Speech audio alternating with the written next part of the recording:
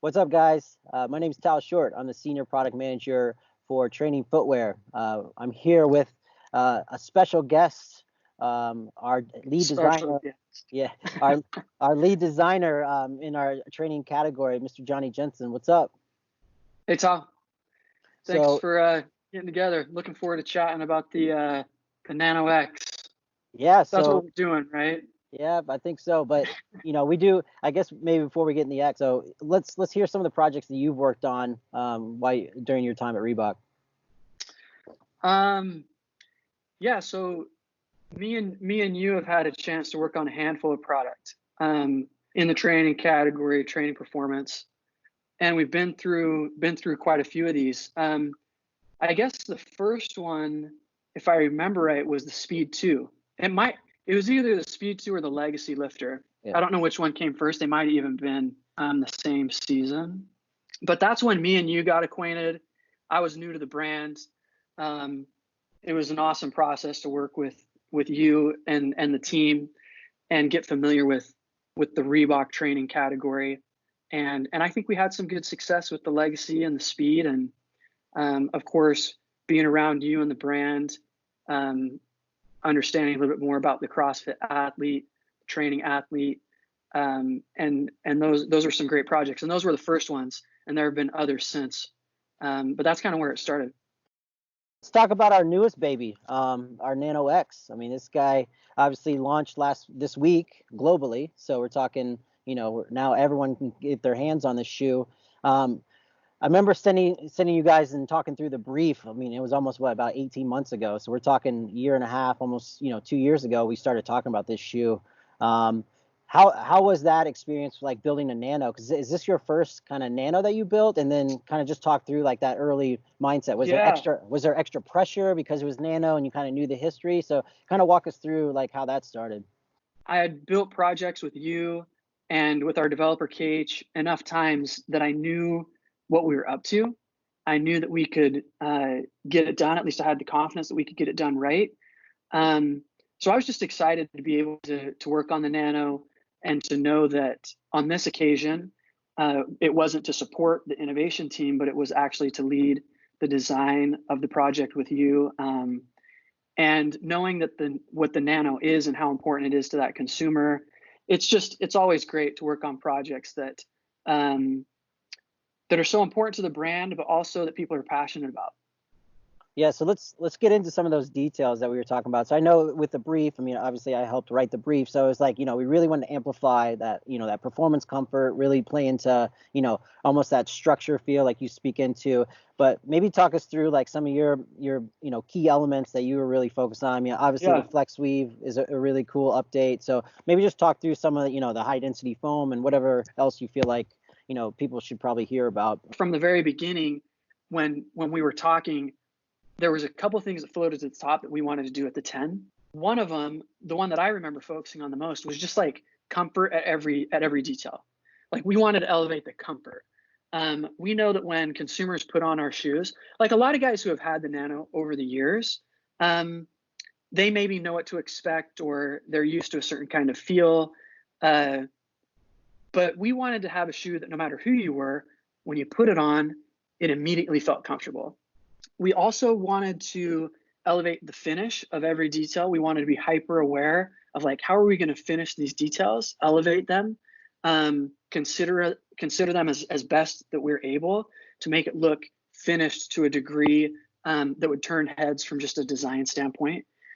So the comfort, the materials, the fit and finish, that's what we would call it. The fit and finish is just getting those details just right. And then I think we also wanted to make it feel a little bit more athletic, if that makes sense. Just talk about, because I think it's one of the biggest points on the difference, because that's the biggest question. We're like, all right, what everyone loves the 9, what's the difference? So maybe talk through like even the lines that you kind of created here. So I know everyone's like, oh, is it taller? And I think a lot of it's just the visual kind of keys that you just talk about, kind of why you've you built up back here and really made it look a little bit faster. Yeah. We knew that the Nano 9 was the tool that we were going to be using. So one thing that we did is we wanted to simply try and integrate the tool into the upper. And so by bringing that line here into the back and extending it into the heel counter, we're able to kind of integrate that tool into the upper. And then moving back from the heel forward, I guess, is a way that we can do it. We wanted to tell a little bit of an Achilles hold story here in the back. And this is something that we had done on, I can't remember the first shoe to have it. But it's a great looking feature, but also it has a functional reason for it. And so we used these ribs to hold the heel for heel slip, and we brought it up a little bit to give it a little more attitude. Here in the midfoot, we wanted to create structure, and we wanted to create a great hold here in the midfoot. This is where you want to be really anchored to the shoe. So with these layers, we're able to create structure. All these layers kind of work around the cross check and the side stripes though. So of course we're using that as our visual driver, but then we're integrating these panels and these layers to make sure that we have a really great fit here in the midfoot. Here in the forefoot, where the side stripes continue forward, we used what's called like a hot melt film for the side stripes. So the side stripes are actually adding some structure as well. But as you get to the forefoot, we don't need as much structure. We want to be more comfortable, more flexible in the forefoot, more adaptable for the different movements that are going on there. So we're removing a lot of the paneling and letting the flex weave kind of do its job. And the stretch flex weave, sorry if this is getting long-winded. You invited a designer to talk about products, so this is what happens. This is why the people are watching. You're good. Go for it. So with the flex, we've kind of just let it do its thing here in the forefoot, kind of get those overlays out of the way. The flex weave is great because it's durable, but it's also stout. It has a nice kind of heft to it, but it also is adaptable. So it's a great material for versatile training. Can you talk through the design? Like, are these like, is there anything to the design? Because I've gotten that question a lot. So like, I don't want to give away too much, but we're trying to add visual interest. We're trying to break up the product. We're trying to differentiate it from previous product. And we're working with suppliers who are learning about these materials as well. Got it. So this particular material, we had visions of how we wanted to engineer this. And some of it was achievable, some of it wasn't. So when we engineered this, one thing that we did is we made it a little denser. So the hand should feel a little bit denser than the previous product. And then by introducing the engineering of the way that this is done, it's a visual thing that helps break up that vamp, helps bring some interest. I guess one other thing that we could speak to is just here in the U-throat. I hope you guys can see that. But here we have this overlay in the U-throat, and that's where we wanted to protect the laces from the rowing strap, from the bike straps. The name escapes me. What do you guys? The assault bike. That's. Yeah. I'm not in the gym as much as Tal. All right. So the assault bike. This is going to protect the laces from abrasion from those machines. And let's see, what else can we speak to? A little bit of lateral stability. The stripes do some, but then just a little bit of heightened stability here in the forefoot. And then speaking internally, I always love to do an internal forefoot bootie. That's something that we do on a lot of our shoes. It existed on the 9. I think it existed on the 7 and the 8 as well, probably the 6. Internal forefoot bootie, that increases the comfort. That's going to increase the stability as well. So from the tongue into the forefoot, there's an internal spacer mesh, and we picked that spacer mesh to give stability, to give comfort, but also maintain breathability. And in the tongue, another feature that we have, and this is something that we had also been integrating into some of our other product, these pads here to the left and the right of the tongue, you can feel that there's a high density foam in here. And what that does is that helps the tongue wrap over those tendons that run up the instep of the foot. And it fills those voids because you have that tendon over the instep, and then you have these small little pockets to the right and left of that tendon on the foot.